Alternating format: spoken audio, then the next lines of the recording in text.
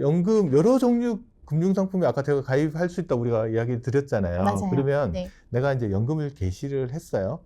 그 연금을 수령하는 것 같으면 예를 들어 A라는 상품, B라는 상품, 예금도 있고 펀드도 있고 ETF도 있고 막 여러 개가 있을 텐데 이 중에서 어떤 상품부터 찾아가지고 연금을 받는지 그것 좀 순서가. 설명해 주세요. 네. 되게 어려운 것 같아요. 맞아요. 이게 IRP 계좌에서 선택할 수 있는 상품이 다양하다 보니까 보통 고객님들이 하나의 상품을 가입하기보다는 여러 개의 상품 가입하는 경우가 실제로 많아요. 그래서 이 인출 순서가 중요한데 기본적으로는 가입자가 지정한 순서가 가장 우선이에요.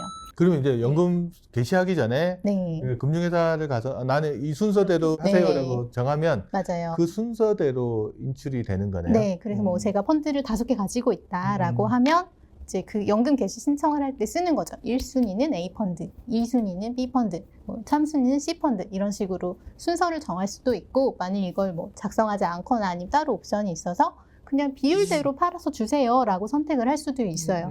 그래서 뭐 3개, 아까 뭐 5개 가지고 있다 해서 다 20%씩 나눠져 있다라고 하면 찾을 때도 똑같은 금액씩 환매를 해서 찾으면 네, 이렇게 연금 받으실 수 있는 겁니다. 그러니까 인출 순서를 이제 가입자분이 네. 정해서 이렇게 받는 거는 가능하다. 맞아요. 근데 만약에 그런 것도 있죠. 뭐 보통 대부분 사람들이 잘 안 하잖아요. 맞아요. 선택하기 만약에 싫다. 네. 인출 순서를 안 정하는 경우, 네. 뭐 정하지 않았거나 뭐 이런 경우에는 어떤 순서대로 되는 거예요? 그러면 이제 IRP 처음 가입하실 때 쓰셨던 협정서가 있어요. 거기 자세히 안 보잖아요. 네, 안 보죠. 엄청 작은 글씨이기 때문에 잘 안 네. 보시는데 거기 정해진 순서대로 되는데 뭐 회사마다 디테일은 조금씩 다르지만 미래에셋대 기준으로 말씀을 드리면 이제 위험도가 대체로 낮은 순서에서 높은 순으로 순서가 뒤로 갑니다. 그래서 가장 먼저 현금성 자산을 찾게 되고요.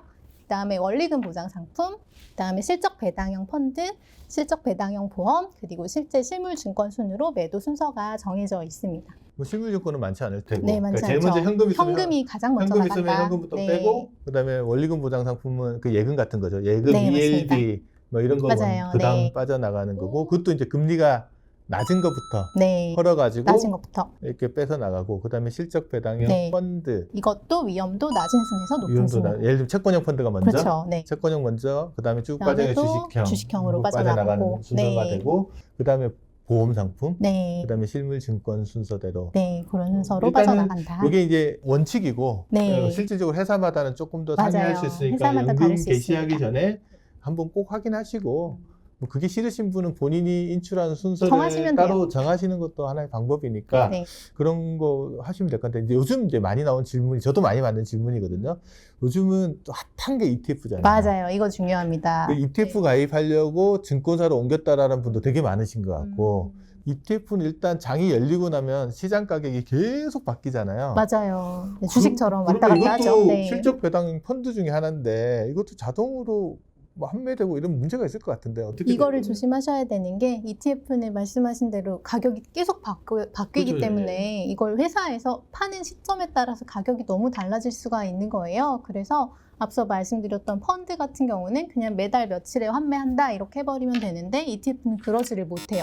그래서 만약 계좌에 ETF만 가지고 계신 분이라면 직접 환매를 하셔가지고 요거를 연금으로 수령을 하셔야 되는 방법밖에 없습니다. 아, 그럼 ETF 같은 건 보통 판매하면 3일 뒤에 돈 들어오잖아요. 네네. 그럼 연금을 수령하기 적어도 그렇죠. 3일 전에는 본인이 매각 신청을 본인이 직접 맞습니다. 매도한 금액이 이제 돈 들어오면 거기서 이제 연금을 수령하는 형태로 네.